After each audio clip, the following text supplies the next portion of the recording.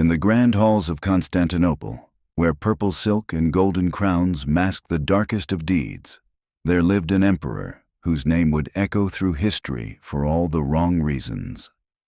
Emperor Justinian I, ruler of the Eastern Roman Empire from 527 to 565 CE, has been painted by history books as a great restorer, a brilliant legal mind, a devout Christian leader.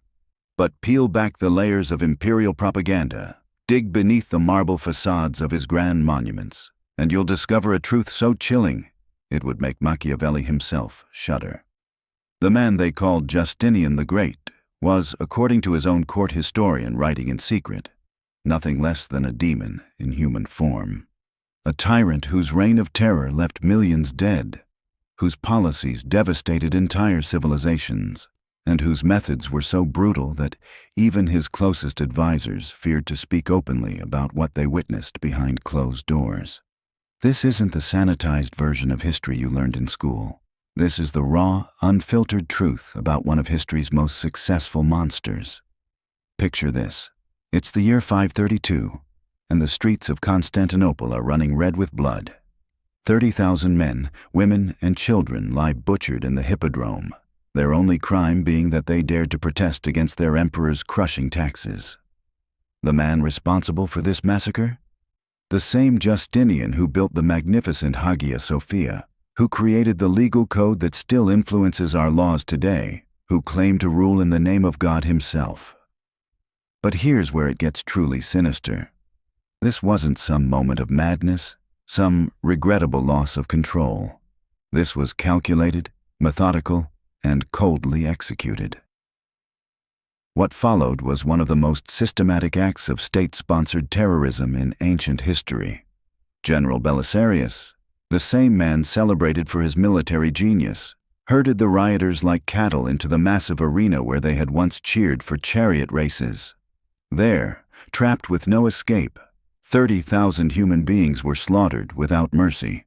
Men who had simply demanded lower taxes, women who had joined their husbands in protest, children who had been caught up in the chaos, all of them cut down in a single afternoon of imperial rage. The Nika Riots, as history remembers them, weren't really about chariot racing at all. That's just the cover story that's been passed down through the centuries. The truth is far more damning. These riots erupted because Justinian had implemented a system of taxation so brutal, so all-encompassing, that it was literally starving his own people to death. He had placed taxes on bread, on salt, on the very air his subjects breathed. When desperate citizens finally rose up in protest, his response wasn't to address their grievances, wasn't to show mercy or understanding. His response was genocide. But the massacre in the hippodrome was just the beginning. What makes Justinian's story truly terrifying isn't the single act of violence. It's the systematic nature of his oppression, the carefully constructed machinery of terror he built to maintain his grip on power. This was a man who turned the very concept of law into a weapon against his own people. You see, while Justinian is celebrated today for creating the Corpus Juris Civilis, the foundation of Western legal tradition, what most people don't know is how he actually used these laws. Hidden within this supposedly enlightened legal code were provisions that would make any dictator proud. He expanded the definition of treason to include virtually any criticism of the government. He created a network of professional informers, people whose job it was to spy on their neighbors, their friends, even their own family members, and report any suspicious activity to the imperial authorities.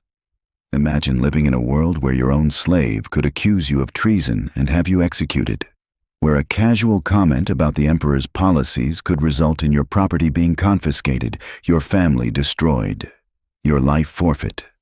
This wasn't justice. This was terror disguised as law. Justinian had created a legal framework that allowed him to eliminate anyone he perceived as a threat, all while maintaining the facade of legitimate governance. The most chilling part of this system was how it corrupted the very fabric of society. Neighbors turned against neighbors. Children informed on their parents. The bonds of trust that hold communities together were systematically destroyed by an emperor who understood that a population living in fear is a population that won't rebel. Procopius, Justinian's own court historian, wrote in his secret chronicle that the emperor had deliberately sought to increase the number of informers to more easily inflict punishment and torture upon the innocent. Think about that for a moment. This wasn't incompetence or the unfortunate side effect of well-intentioned policies. This was deliberate. Justinian wanted his people to live in terror because terror served his purposes. He wanted them to be afraid to speak, afraid to organize, afraid to even think thoughts that might be construed as disloyal. He had turned his entire empire into a prison where the guards were invisible and the punishment for stepping out of line was death. But Justinian's genius for oppression extended far beyond legal technicalities and informant networks. He understood that to truly control a population, you had to control their souls as well as their bodies. This is where his religious policies become particularly sinister. While he's often praised for promoting Christian unity, the reality of his religious program was nothing short of spiritual genocide. In 529, Justinian closed the academy in Athens, an institution that had operated for nearly 1,000 years, the last bastion of classical learning and philosophical thought in the ancient world. With the stroke of a pen, he ended a tradition that stretched back to Plato himself. Why? Because he couldn't tolerate the existence of any ideas, any way of thinking, that didn't serve his imperial agenda. Knowledge was dangerous. Independent thought was dangerous. Therefore, they had to be eliminated. The persecution that followed was breathtaking in its scope and brutality. Pagans were stripped of their property, banned from holding any public office, and subjected to forced conversion. Those who refused to abandon their ancestral beliefs faced imprisonment, torture, and death. Jews found their civil rights systematically eroded, their religious practices heavily regulated, their communities increasingly isolated and ghettoized. The Samaritans faced such severe persecution that they repeatedly rose in desperate rebellion, only to be crushed each time with increasing violence. But here's what makes this religious oppression particularly insidious. Justinian didn't just want to control what people believed, he wanted to control how they believed it. Even among Christians, those who held to theological positions that differed from his own orthodox stance faced persecution. The emperor inserted himself directly into theological debates, using the power of the state to settle doctrinal disputes. He imprisoned Pope Vigilius when the pontiff refused to bend to his theological demands. He anathematized church fathers whose writings he found inconvenient. He turned religious orthodoxy into a tool of political control. The message was clear. There was only one way to think, one way to believe, one way to live. And that way was whatever Emperor Justinian decided it should be. This wasn't religious unity. It was intellectual totalitarianism. He had created a system where the human mind itself was subject to imperial regulation. And then there was the economic terror. If you think modern taxation is oppressive, you haven't heard anything yet. Justinian's financial policies were so ruthless, so completely divorced from any concern for human welfare, that they literally drove entire populations to the brink of starvation. His finance minister, John the Cappadocian, was so efficient at extracting wealth from the empire's citizens that he became one of the most hated men in the Byzantine world. But this wasn't just heavy taxation. This was systematic economic warfare against his own people. Justinian established monopolies on essential goods like bread and salt, then jacked up the prices to 3 times their normal cost. He confiscated private property on the slightest pretext. He diverted funds that had been set aside for public services, for entertainment, for the basic amenities that made urban life bearable, and poured them into his own imperial treasury. The most perverse part of this economic oppression was how Justinian justified it. These weren't taxes to fund essential government services. These weren't emergency measures to deal with some temporary crisis. This was wealth extraction on an industrial scale to fund his own megalomaniacal ambitions. Every coin squeezed from a starving peasant, every denarius taken from a struggling merchant, went to pay for his grandiose building projects, his endless wars of conquest, his lavish court ceremonies. While his subjects ate bread mixed with sawdust to stretch their meager supplies, Justinian was building monuments to his own glory. While families sold their children into slavery to pay his taxes, he was commissioning artwork to celebrate his divine mandate to rule. The Hagia Sophia, that magnificent cathedral that still stands today as a testament to Byzantine architectural genius, was built with the blood money extracted from a suffering population. This brings us to perhaps the most damning aspect of Justinian's reign: his wars of reconquest. On the surface, these military campaigns seem almost noble. Here was an emperor trying to restore the lost glory of Rome, to reunite an empire that had been fractured for generations. The reality was far more sinister. Justinian's wars weren't about glory or restoration. They were about feeding his own pathological need for control and domination. The Gothic Wars in Italy lasted for 20 years and left the peninsula a devastated wasteland. Entire cities were depopulated. The Italian economy was so thoroughly destroyed that it didn't recover for centuries. But here's the truly evil part. Justinian knew this would happen. His generals warned him that the territories he was conquering couldn't be held without massive ongoing military commitments. His advisors told him that the cost of these campaigns was bankrupting the empire. His own officials reported that the reconquered provinces were being bled dry by the demands of the occupying armies. He didn't care. The human cost of his ambitions was irrelevant to him. Even more sinister was how he treated his own soldiers. Procopius reports that Justinian deliberately allowed the pay of frontier armies to fall years in arrears, essentially forcing his own troops to contribute their wages back to the imperial treasury. He left entire regions undefended, not because he lacked the resources to protect them, but because he was too focused on his grandiose conquest schemes to bother with the mundane business of actually governing his existing territories. The result was predictable and tragic. While Justinian was busy liberating Italy and North Africa, the Balkans were being overrun by barbarian tribes. The very heartland of his empire was being devastated while he chased phantom glories in distant lands. His successors inherited an empire that was overextended, underdefended, and financially exhausted, setting the stage for the territorial losses that would plague Byzantium for centuries to come.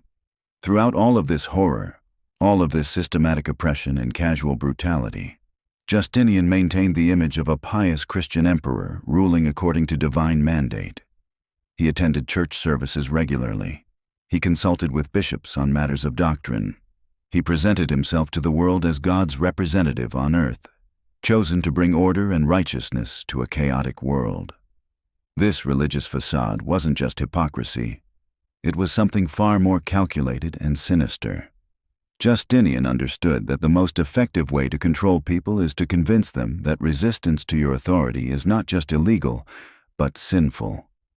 By wrapping his political power in religious language, by claiming divine sanction for his policies, he made opposition to his rule tantamount to opposition to God himself. This is why the secret history of Procopius is so important and so shocking. Here was a man who had witnessed Justinian's rule from the inside, who had seen behind the carefully constructed facade of pious imperial benevolence. And what he saw horrified him so much that he felt compelled to write a secret account, knowing that it could never be published during his lifetime, knowing that discovery would mean certain death. In this hidden chronicle, Procopius describes Justinian as literally demonic, a creature of supernatural evil who had taken human form to bring suffering and destruction to the world. While we might dismiss such language as hyperbole, we need to understand what drove an otherwise rational historian to use such extreme terms. Procopius had seen the emperor's policies result in the deaths of millions of people. He had witnessed the systematic destruction of entire cultures and civilizations. He had watched as a single man's ambition and cruelty brought misery to every corner of the known world. The plague that struck the empire during Justinian's reign, killing perhaps a third of the population, was seen by many contemporaries as divine judgment on the emperor's wickedness. While we now know that the plague of Justinian was caused by the same bacterium responsible for the Black Death, The symbolic significance wasn't lost on people of the time. Beyond the plague and persecution, Justinian's network of spies and informants created an atmosphere of terror that permeated every corner of Byzantine society. The emperor systematically cultivated a culture of betrayal, where neighbors reported neighbors, servants denounced masters, and even family members turned against each other for imperial favor or simple survival. This wasn't merely political surveillance, but a complete erosion of trust that transformed the empire into a police state where paranoia ruled supreme. The informant system reached its most sinister depths through Justinian's expansion of treason laws. Under his legal reforms, the definition of treason became so broad that virtually any criticism of imperial policy could result in torture, property confiscation, or death. Professional informers, known as delatores, prowled the streets of Constantinople and provincial cities, seeking opportunities to accuse citizens of heresy, sedition, or possession of imperial property. These professional accusers were rewarded with portions of their victims' confiscated wealth, creating a perverse incentive structure that encouraged false denunciations and manufactured crimes. Even more chilling was Justinian's establishment of special officials tasked with punishing moral and religious transgressions. These imperial enforcers were given broad authority to investigate and punish citizens for private behaviors deemed incompatible with Christian orthodoxy. The mere suspicion of pagan practices, non-orthodox religious beliefs, or moral infractions could trigger investigations that destroyed entire families. Citizens lived in constant fear that their private conversations, religious practices, or personal relationships might be reported and twisted into capital offenses. The psychological impact of this surveillance state cannot be overstated. Citizens learned to self-censor, avoiding any expression that might be construed as criticism of the emperor or deviation from approved religious doctrine. Intellectual discourse withered as scholars, philosophers, and writers recognized that their words could be weaponized against them. The closure of the academy in Athens was merely the visible symbol of a broader intellectual repression that stifled creativity and critical thinking throughout the empire. Justinian's financial policies revealed another layer of his tyrannical nature through the systematic destruction of entire economic classes. His finance ministers, particularly the notorious John the Cappadocian, employed tactics that went far beyond mere taxation into outright extortion and theft.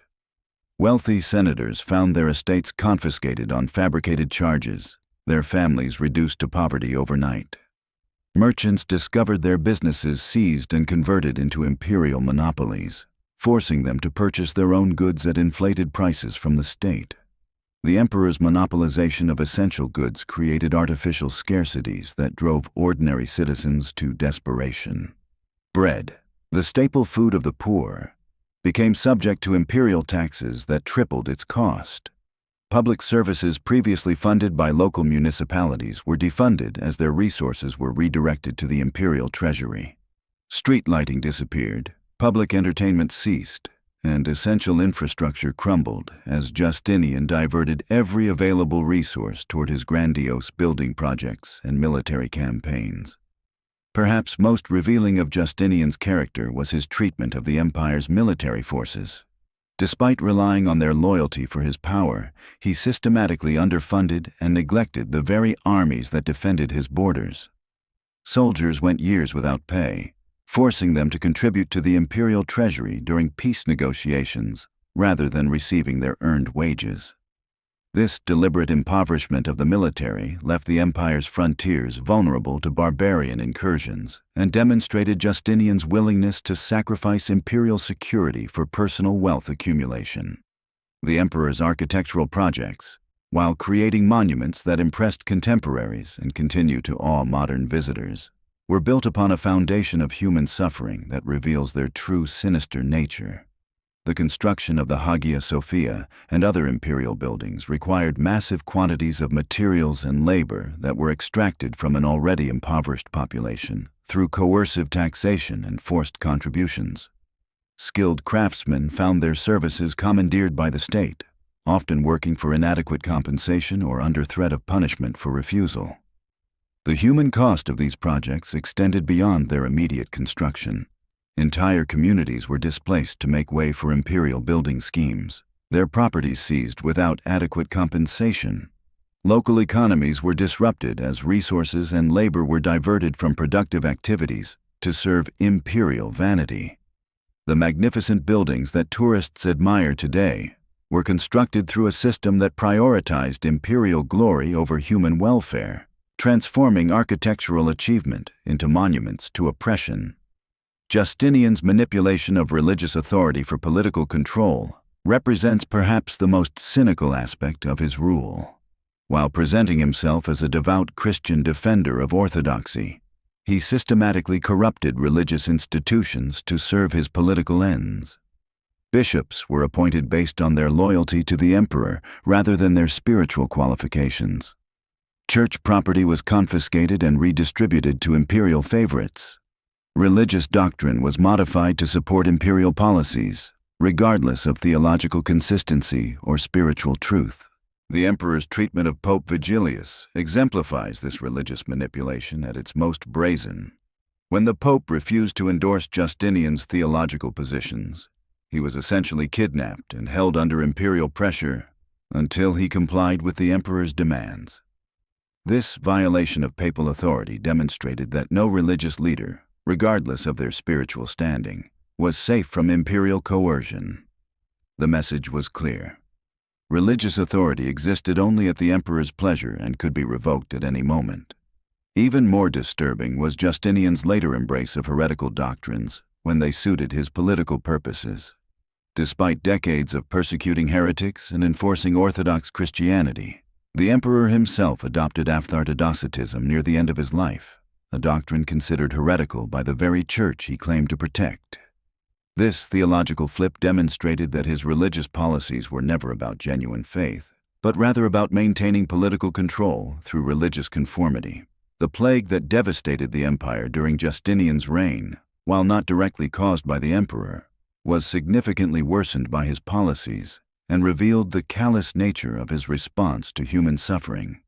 Rather than providing relief to plague-stricken communities, imperial tax collectors continued their relentless extraction of wealth from devastated populations. Cities that had lost half their inhabitants were still expected to meet their full tax obligations, forcing survivors to bear impossible financial burdens. The emperor's response to the demographic catastrophe was to intensify rather than reduce his demands on the surviving population. Military conscription continued despite the severe manpower shortage, often taking the last able-bodied men from communities struggling to survive. Building projects proceeded without regard for the reduced labor force, compelling weakened survivors to work beyond their physical capacity. This inhuman response to natural disaster revealed Justinian's fundamental indifference to the suffering of his subjects. The plague also exposed the fundamental weakness of Justinian's expanded empire, demonstrating that his territorial conquests were built on unstable foundations. The demographic collapse made it impossible to defend the vast territories he had conquered, yet he refused to acknowledge this reality or adjust his policies accordingly. Instead, he continued to pursue expensive military campaigns and building projects as if the empire retained its pre-plague population and resources, condemning his successors to inherit an overextended and unsustainable imperial structure. Contemporary accounts from Procopius's secret history, while potentially biased, provide disturbing insights into the psychological atmosphere of Justinian's court that corroborate the evidence of systematic oppression. The historians' descriptions of the emperor as demonic may be hyperbolic, but they reflect the genuine terror that imperial policies inspired in those who witnessed them firsthand. The portrayal of Theodora as a manipulative power behind the throne, whether accurate or not, suggests a court where traditional Roman governmental structures had been replaced by personal tyranny and arbitrary rule.